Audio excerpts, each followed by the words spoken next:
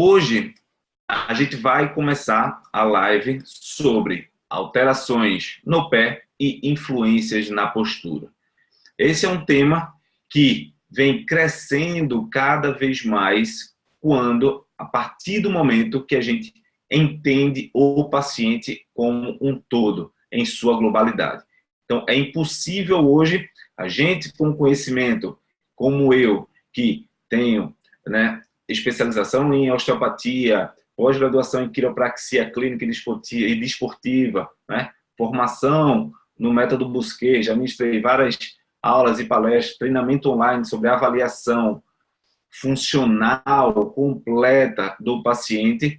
É impossível a gente tentar passar alguma informação para você setorizando o corpo, setorizando as disfunções. Então, cada vez mais eu tento passar aqui um tema e uma forma de abordar os temas de maneira globalizada do corpo. Então, dessa forma, hoje você vai ter acesso a um conteúdo de excelência, tá? Um conteúdo diferenciado que nem em pós-graduações muitas vezes você consegue adquirir, quanto mais nas graduações que tem uma formação o fisioterapeuta tem uma formação bem defasada. Então, e a partir de amanhã, a intenção é que você já coloque alguma coisa em prática sobre o que a gente está falando, tá? As relações entre alterações podais, alterações dos pés, com a postura.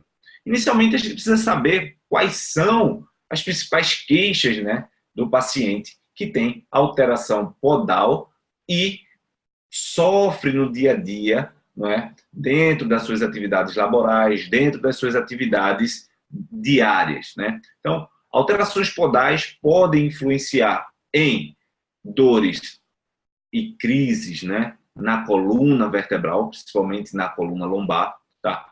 Pode alterar a função da pelve, das articulações sacroiliacas, devido a acomodações em anterioridade, em posterioridade dos ilíacos, assim como descendo um pouco mais as alterações em quadril, tá? Na articulação do quadril, as tendinopatias de glúteo médio, por exemplo, como também as hiperpressões patelares, alterações de joelho, alterações de função da articulação do joelho. Então, minimamente, a gente já tem aí algumas relações à distância conectadas com as alterações podais.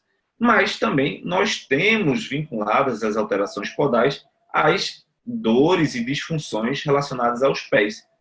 Nós temos a fascite plantar, a tendinopatia do calcâneo, a tendinite do calcâneo, lá do tendão do calcâneo, que forma com a cronicidade o esporão, tá?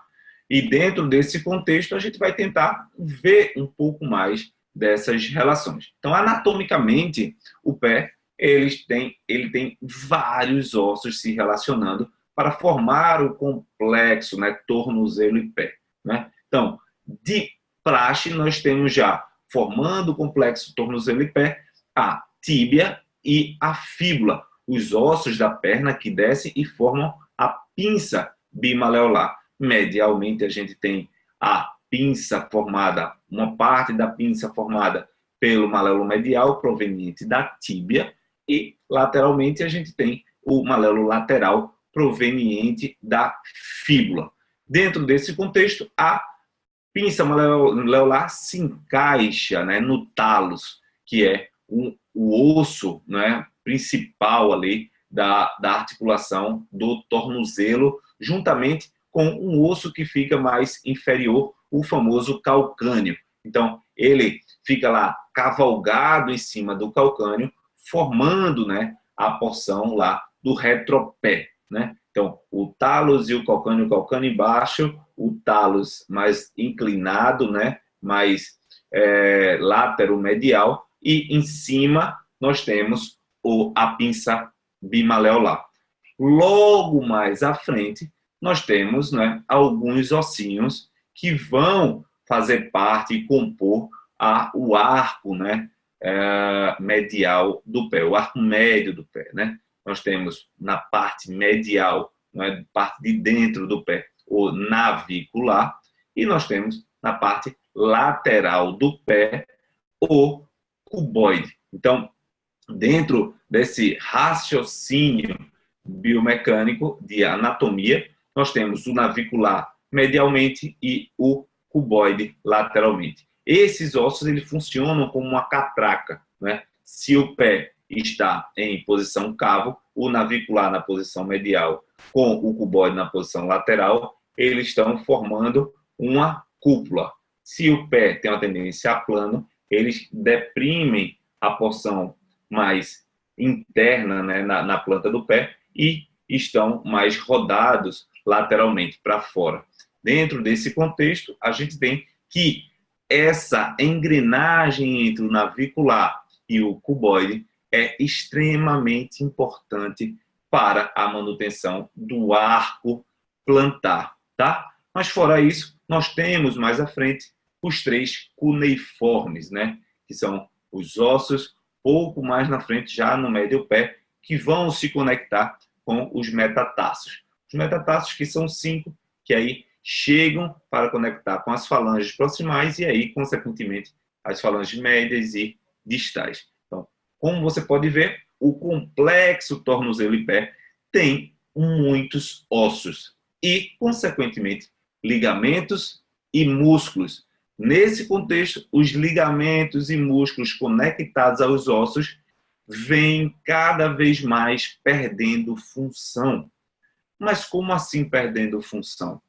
Perdendo função porque cada vez mais nós utilizamos órteses, né? Os nossos famosos sapatos. O que é que acontece com o uso dos sapatos? O uso do sapato faz com que o corpo perca a capacidade, o pé principalmente, né, que é o tema da aula, perca a capacidade de absorver impacto da melhor forma possível. Nós temos os músculos intrínsecos dos pés que passam a não funcionar tão bem, passam a não receber estímulo devido à colocação do tênis, que deixa a função dos músculos intrínsecos dos pés, do mesmo jeito que nós temos os músculos intrínsecos da mão, sem funcionar da melhor maneira. Desta forma, a gente tem uma função de absorção de impacto comprometida. Então, se a gente utiliza muitos pés com sapato e não utiliza os pés descalços, né? Ou não faz caminhada descalço, não dá propriocepção aos pés, a gente passa a perder função proprioceptiva, passa a perder função de absorção de impacto. Então, é extremamente importante nós retornarmos funcionalmente à vida dos músculos intrínsecos dos pés e, consequentemente, a mobilidade dos ossos, evitando, assim, possíveis degenerações, né, e comprometimentos funcionais. Dentro desse contexto do pé e a função do corpo, eu vou contar uma história para vocês, né? Uma história minha, por isso que eu vou contar para vocês, eu tenho uma dor no joelho um pouco crônica, né? Que possivelmente foi secundária, né, a uma cirurgia de menisco que eu tive em 2002. Eu jogava futebol de salão, eu era jogador de futsal e rompi o menisco durante um jogo e terminei partindo para a faca para poder se recuperar logo. Nesse contexto, a gente faz a fisioterapia, pratica, faz tudo, porém, ainda fica com um pouco de atrofia. Então, a minha coxa do lado direito, ela é um pouco mais atrofiada do que a do lado esquerdo. A musculatura não conseguiu chegar ao nível do lado esquerdo, consequentemente, a minha panturrilha do lado direito é um pouco mais avantajada, volumosa do que a do lado esquerdo, porque funcionalmente o corpo foi compensando o desequilíbrio muscular. E aí, isso começou a gerar alguns problemas, como no posicionamento da minha articulação do tornozelo. Dentro desse contexto, dessa história, eu vim, né, praticando algumas atividades físicas, praticando alguns esportes, e hoje eu pratico CrossFit. Então, CrossFit, como muitos já devem conhecer, mas alguns ainda não conhecem, então tem muito agachamento, os famosos squats. E aí, o agachamento, ele pede, né, a mobilidade de quadril, joelho e tornozelo que seja muito boa.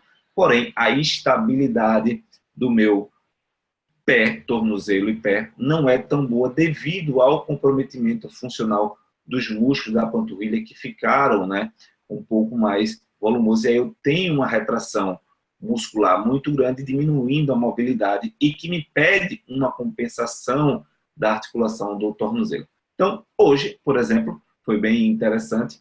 Eu estava fazendo alguns movimentos chamados Clean and Jerk, que é de barra, de movimentos de levantar barra.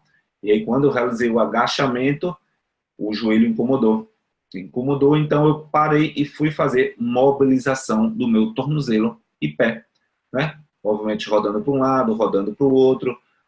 Tentei mobilizar um pouco mais alongamentos, né, balísticos, né, alongamentos mais dinâmicos. Tentei mobilizar, devolver a mobilidade do meu pé e tornozelo. Consequentemente, eu voltei a tentar o movimento e, pasmem vocês, a dor não estava mais presente. Então, o que é que isso tem a ver?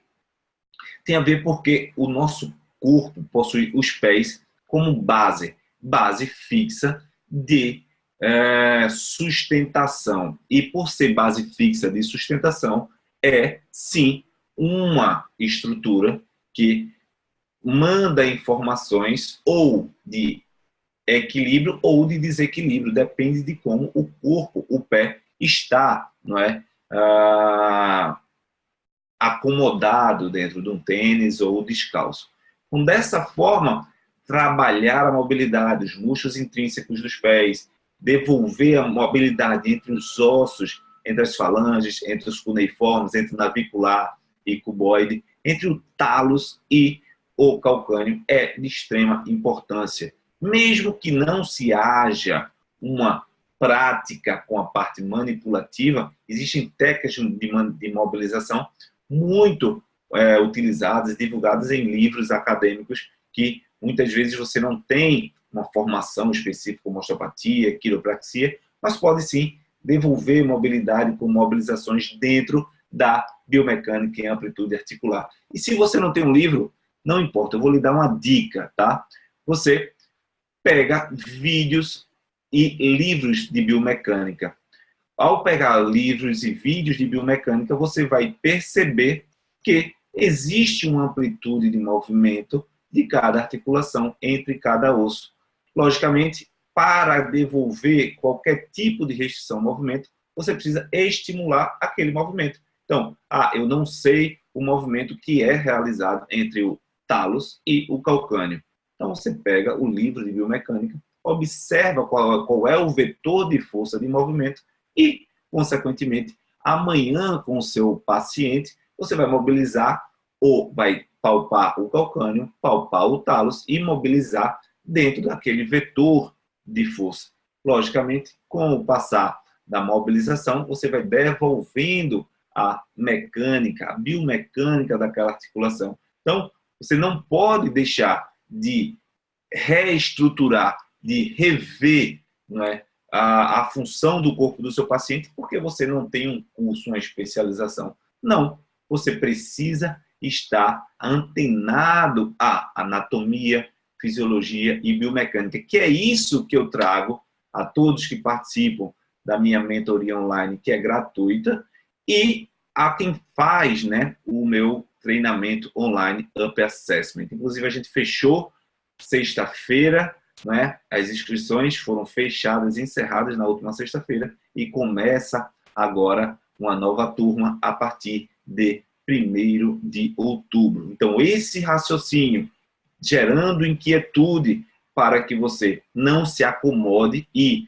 faça o diagnóstico do seu paciente de maneira correta, é a proposta para trazer para vocês, para que vocês saiam e parem de pensar dentro da caixa, né? E sim tenha uma amplitude maior de raciocínio clínico para poder melhorar a função do seu paciente e, consequentemente, aliviar as dores e o sofrimento. Mas ainda existem mais coisas para você saber sobre o pé na postura. O pé, articulação, todo o complexo tornozelo-pé, ele possui uma função proprioceptiva muito interessante. As terminações nervosas entre as articulações, entre os ligamentos, dão informações aferentes para o sistema nervoso central, que vão gerar contrações em músculos e vão acomodar o corpo de acordo com a informação dada com o apoio do pé no solo. Além disso, tem as informações dos esteroceptores, que são os receptores da pele, que são os receptores que existem na sola do pé, na região, na planta do pé. E aí, nesse contexto, o pé passa a ser efetivamente um captor, uma entrada de informação sensorial e postural para o corpo. Então, nós temos o pé, a partir desse momento, tendo uma função causal. Ele é causativo dentro das alterações posturais. E aí, a gente tem um pé, né, dentro das funções causais, que quando ele está com a tendência a plano, né, ele vai ter uma característica funcional de, né, levar a rotação interna de tíbia e fíbula a gerar rotação interna de fêmur e, consequentemente, uma antiversão pélvica com aumento da lordose. Nesse contexto, nós temos um joelho que vai ter uma tendência a valgo. Então, o joelho tendo tendência a valgo, com a alteração do pé, o pé sendo, não é, como um pé plano, a gente tem essa medialização de todo o pé, de toda a estrutura do membro inferior. Quando a gente tem já o pé de uma estrutura causativa devido às informações oriundas dos seus esteroceptores e seus próprios septores, né, do complexo tornozelo-pé, como eu falei anteriormente, você tem uma tendência a gerar uma maior adaptação para a postura corporal. E aí, quando esse contexto, né, gera um pé em varo, a gente tem uma tendência a gerar uma rotação externa, né, da pinça bimaleolar, com tíbia e fíbula rodando externo, patela e joelho rodando externo, juntamente com o fêmur, uma tendência à retroversão pélvica, e essa tendência à retroversão pélvica faz uma posteriorização do sacro e retificação da coluna lombar, gerando um apagamento da coluna lombar.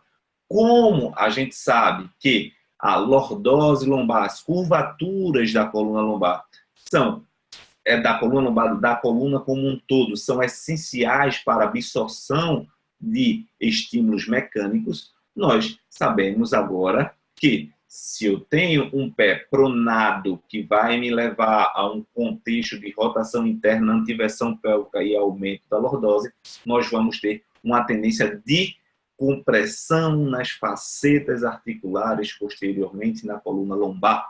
E aí a gente vai poder sofrer um pouco mais com dores lombares devido a problemas podais.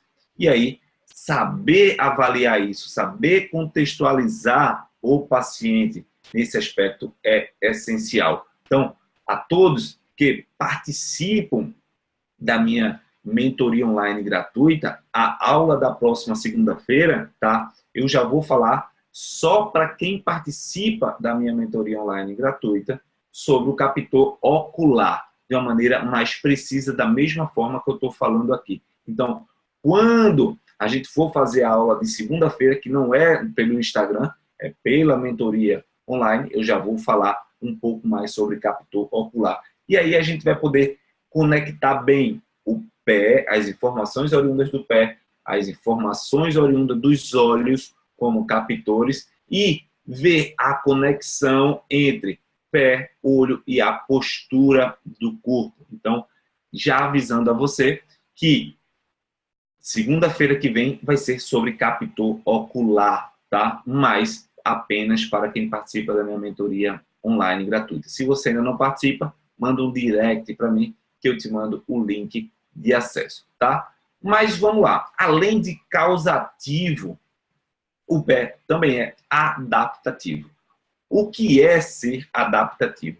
É ser efetivamente um tampão terminal. Qual é a função do tampão nas reações químicas? É de equilibrar, de fazer com que as concentrações se mantenham em balanço, né? Em equilíbrio. E aí, nesse contexto, nós temos que o pé passa a ser o tampão postural. E aí, o tampão postural adaptativo vai dar informação aferente e vai receber informações também descendentes do corpo. Dentro desse contexto, essas informações descendentes, oriundas do corpo, vão alterar o posicionamento do pé.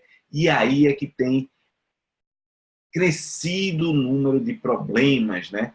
Porque a moda de se utilizar a palmilha, a podoposturologia, sem um critério de avaliação, está cada vez mais gerando a cronificação das dores do paciente, porque essencialmente nós não temos um pé exclusivamente causativo, nós temos um pé que geralmente ele é misto, ele tem informações aferentes, ele tem informações eferentes que se acomodam e que precisa ser trabalhada previamente antes de se colocar uma palmilha para equilibrar uma dor. Muitas vezes a gente tem paciente, eu mesmo já recebi paciente, uma vez chegou no consultório, paciente com uma dor crônica no joelho, uma dor que não sabia mais o que fazer com a dor no joelho. E aí, quando eu fui buscar a história clínica, e aí dentro do pessoal que participa do meu treinamento online já sabe como é, né?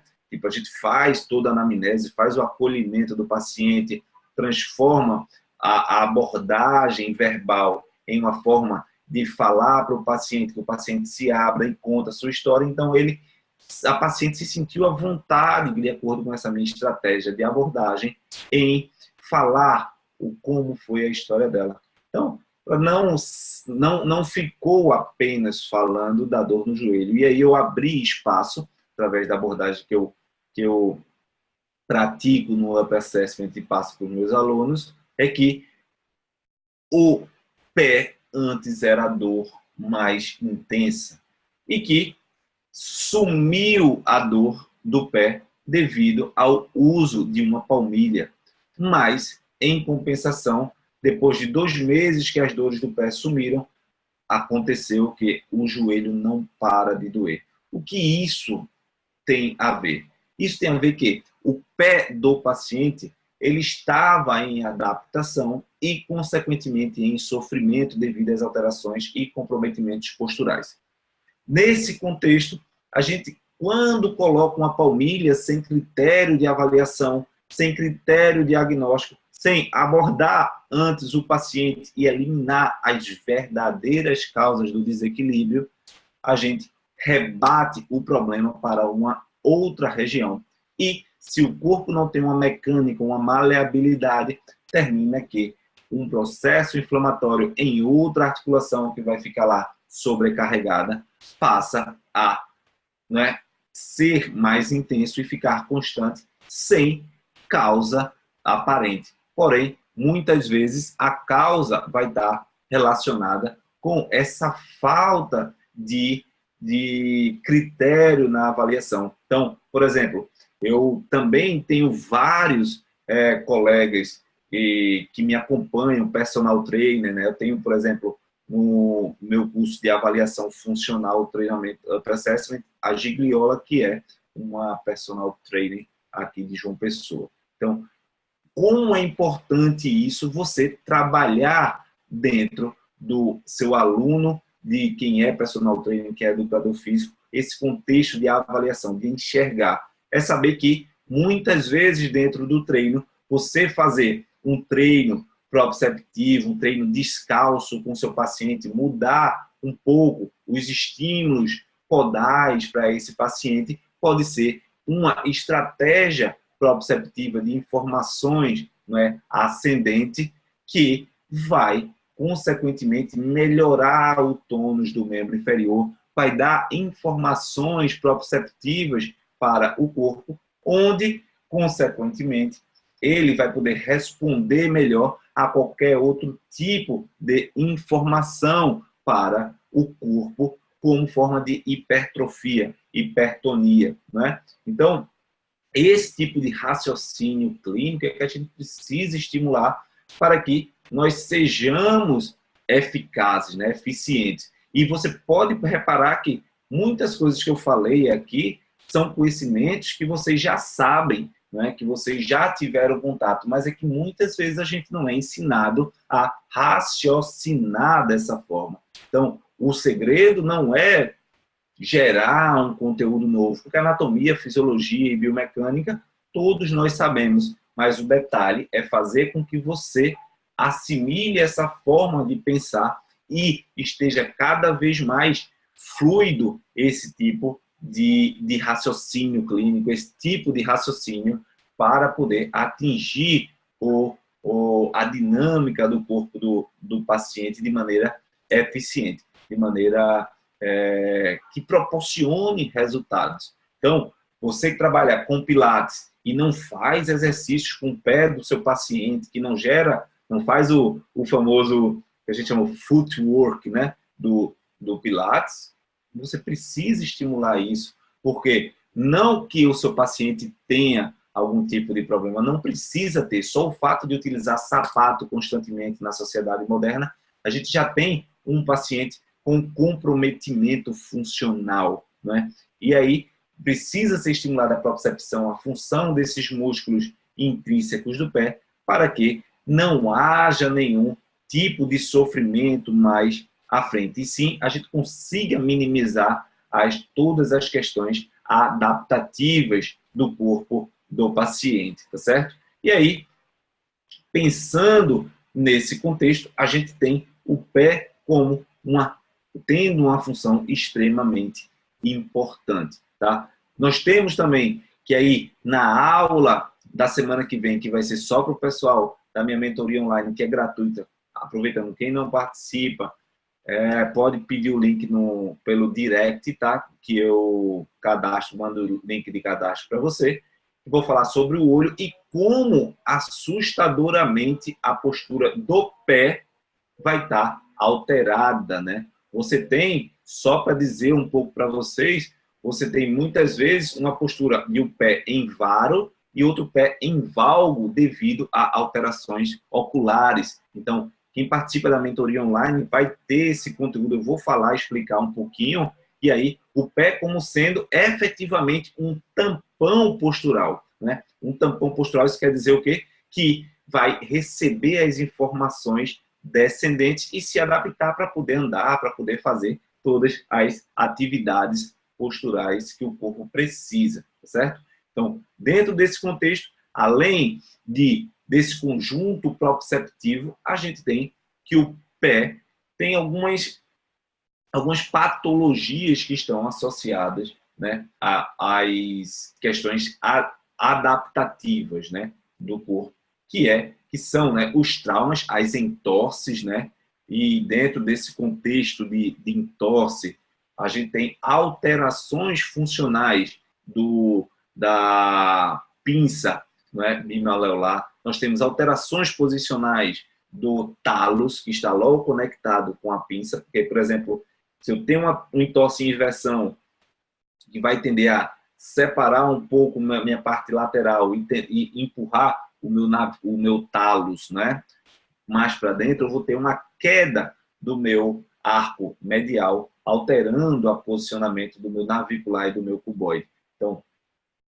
as entorses, mesmo entorses simples, que não tenha grandes alterações, já pode alterar a forma de absorver o impacto e absorver as informações do que o solo está mandando para o corpo, e dentro desse contexto funcional, a gente não ter uma boa propriocepção, uma boa função do membro inferior e das musculaturas. O Dr. Físio Campos está pedindo um link, manda para mim pelo direct, tá? Porque aqui, quando a gente acaba, muitas vezes são várias mensagens e termina passando. Eu não quero deixar você sem participar, tá certo? Então, dentro desse contexto funcional, tá, do pé, as adaptações, ela passa a ser bastante crítica dentro do conforto do corpo. Outro tipo de adaptação do membro inferior, principalmente do pé, quando a gente tem algum tipo de problema descendente, são as alterações relacionadas com a rotação interna de joelho e rotação externa de tíbia, né? Onde a gente caracteriza bem isso quando tem alterações pélvicas, né? As alterações pélvicas geram uma tendência à adução e rotação interna, né?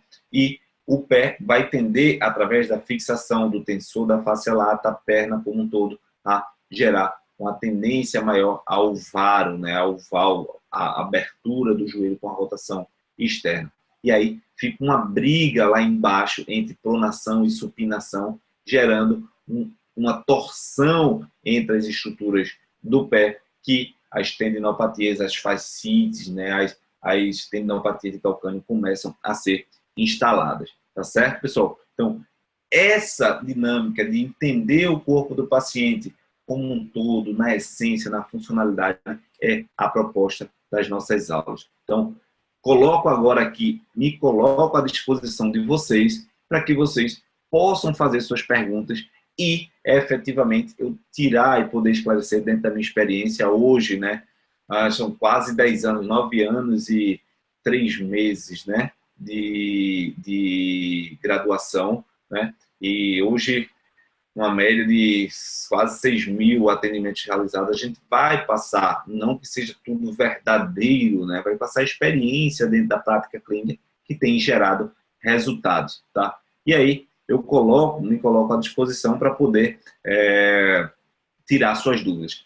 Quem está participando pode tirar ao vivo aqui. Quem está assistindo, que eu estou gravando para poder postar o link no YouTube, pode deixar o comentário no vídeo aqui embaixo do Instagram, do YouTube, e aí eu respondo assim que tiver um comentário, tá bom?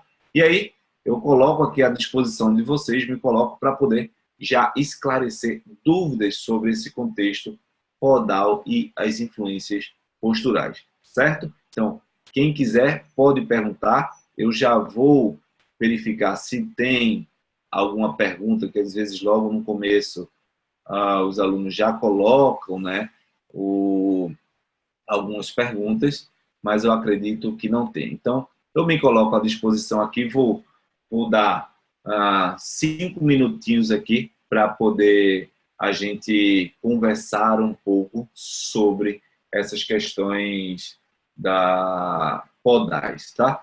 Então, aqui o Lucas manda uma pergunta, a relação entre o pé e o trato iliotibial. Lucas, a gente precisa entender basicamente algumas coisas que geralmente acontecem, tá, com o trato iliotibial, que a famosa, né, síndrome da banda iliotibial, do trato iliotibial, é relacionada com o joelho do corredor, né? O joelho do corredor, geralmente, dentro da prática clínica, a gente observa ele com uma tendência ao valgo, né? Uma rotação interna do joelho.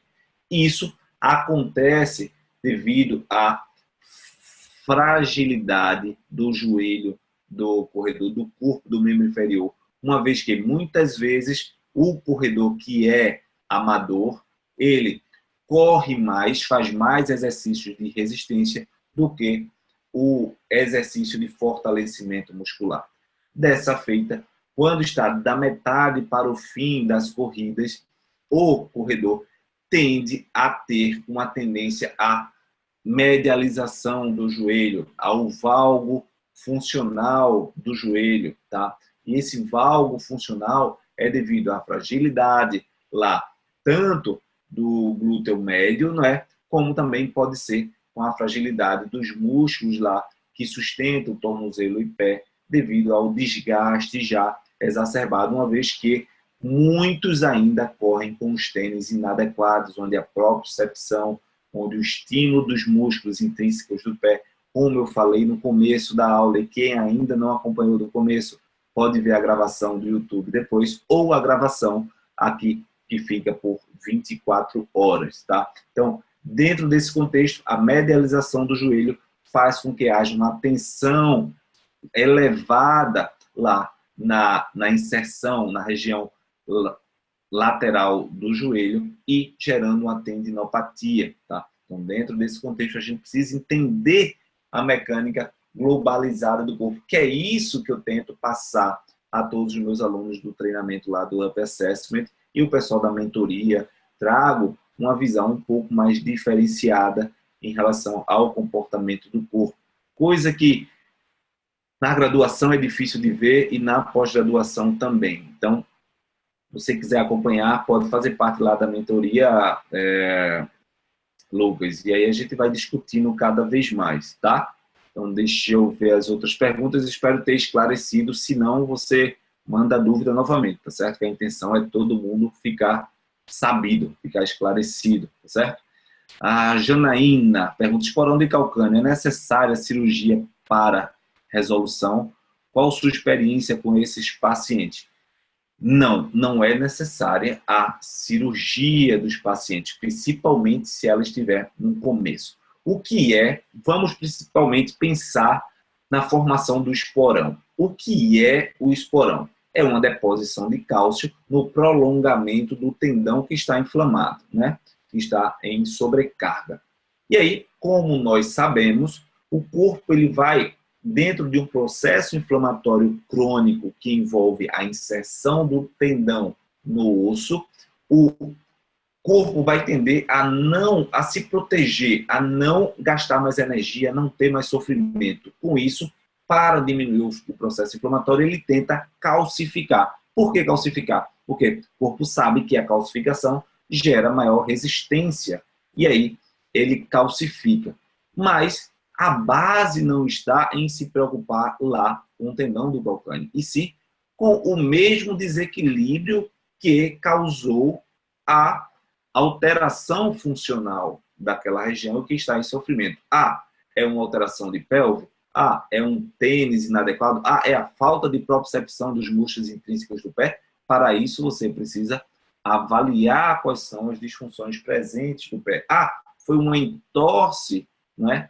Crônica que ele teve, que precisa devolver mobilidade entre tíbia e fíbula, precisa devolver mobilidade entre talos e pinça maleolar, entre talos e calcâneo, entre talos e navicular e cuboide. Então, dessa forma é que eu orientei a vocês no começo da aula, que deve pegar um vídeo, um livro de biomecânica e tentar corrigir essas alterações biomecânicas para poder, né, com a mobilização dentro do drive, dentro do eixo, não é? Dos ossos intrínsecos do pé, você consiga devolver a mobilidade e melhorar a função do corpo. Tá certo, Janaína? Espero ter lhe ajudado aí. Vamos lá. Maíra, boa noite. Então, após uma corrida, começar a sentir dor no tríceps fissural pode estar relacionado com a falta de mobilidade da tíbia, fíbula, talos e tornozelo? Sim, né? Sim.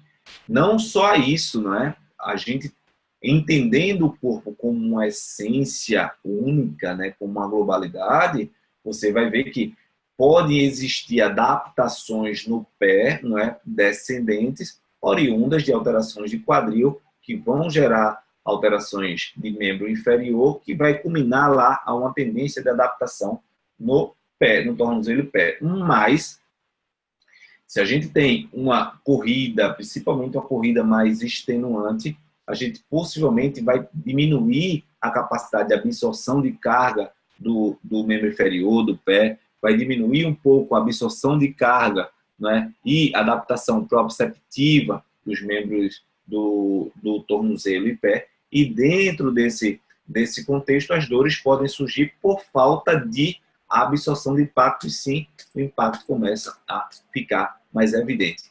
Mas, se, por exemplo, o paciente aí anda, né? Hoje está uma moda de comprar um tênis pronado, tênis supinado para correr. E às vezes o pé dele está supinado ou pronado devido a um comprometimento funcional ou uma adaptação descendente ou ascendente.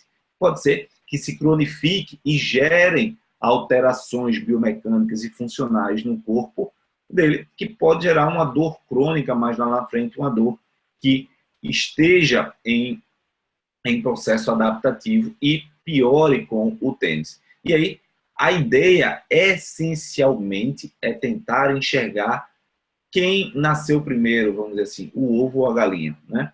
Como isso, qual a raiz, qual é a base do problema que pode estar chegando lá no membro inferior. E para isso, quem me acompanha sabe que tem, né, todos os captores. Tem o pé, tem os olhos, tem as cicatrizes, que são os captores, né, de pele, né? Tem os testes biomecânicos, que lá no treinamento online Up Assessment, a gente passa alguns testes específicos, testes mais comuns, né, de prática clínica, para que não gaste tempo na consulta fazendo teste que às vezes, né, só faz confundir mais. E sim, a gente passa o conhecimento que faz com que seja mais rápido dentro de uma totalidade, vamos dizer assim, dentro de um grosso da vida clínica, né, do fisioterapeuta.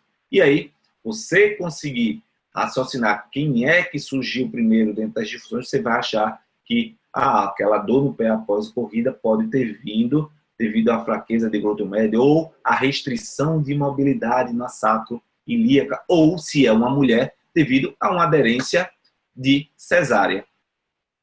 Isso pode acontecer, porque a aderência de cesárea, eu já falei em alguns momentos, geram fixações sacroiliacas, geram hipomobilidade, retrações ao nível do púbis, que durante uma dinâmica de corrida que precisa torção e mobilidade, a gente começa a compensar e buscar mobilidades à distância. E aí começa a comprometer joelho, que vai comprometer tornozelo e pé. Tá certo, Maíra? Você que está fazendo parte agora, né, da nossa segunda turma, vai poder aprender muito no treinamento online. E aí eu desde já me coloco aqui à disposição de você para tudo. Nós temos um grupo lá do Facebook para você enviar suas dúvidas, e aí a gente vai sempre conversando e discutindo. E o pessoal mais antigo é um pessoal muito bom, tá? E gosta de interagir também, vai poder também lhe ajudar nesse raciocínio, tá bom? De qualquer outro assunto também, tá? Fique à vontade. Vamos lá.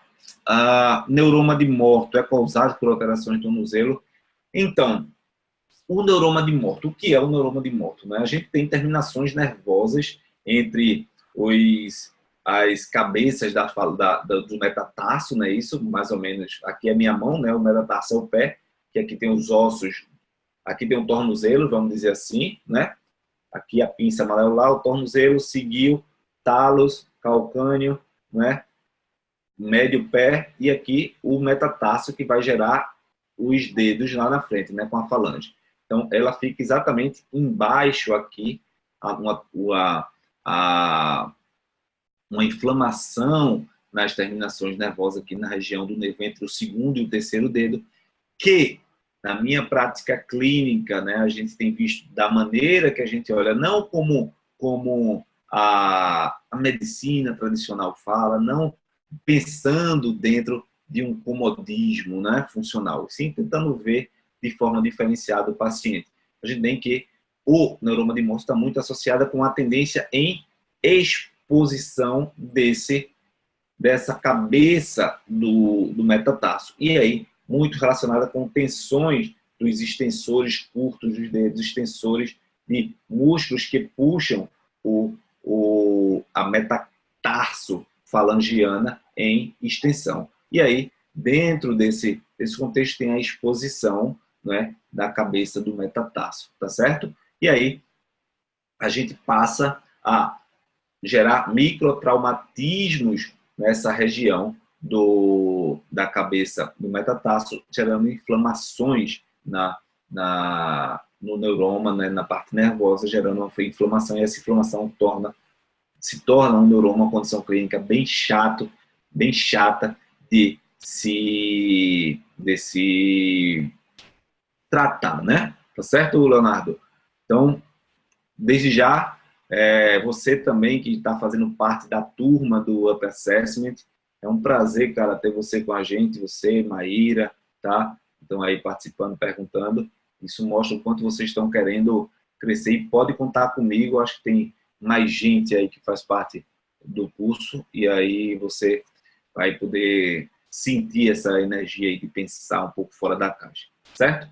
Então, coloco aí mais à disposição, a gente tem um pouquinho mais de tempo, tem uns 10 minutos ainda para conversar. Lembrando que na próxima semana a aula não vai ser pelo Instagram, vai ser só pela mentoria online, tá? Para os fisioterapeutas, estudantes de fisioterapia, que me acompanham pela mentoria online gratuita.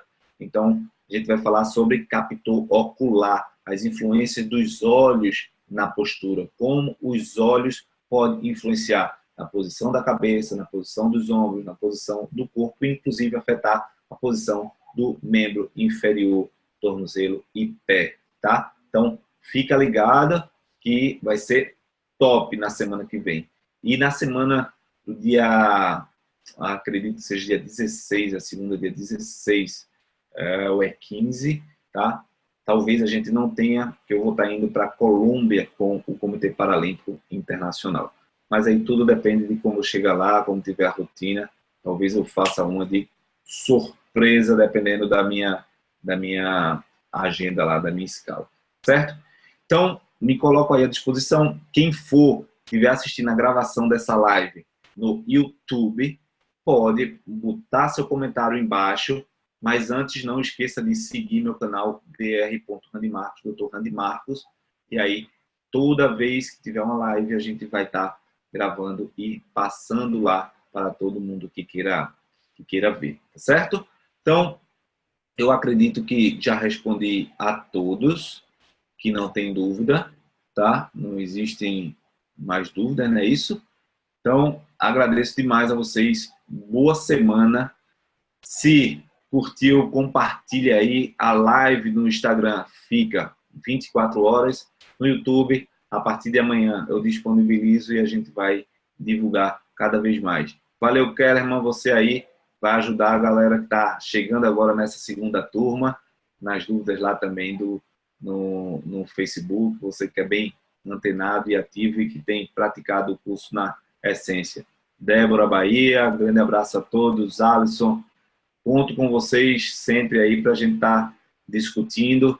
Tem a Fernanda, a gente está crescendo na essência da fisioterapia, tá bom? Grande abraço, boa noite, boa semana a todos e vamos para cima fazer a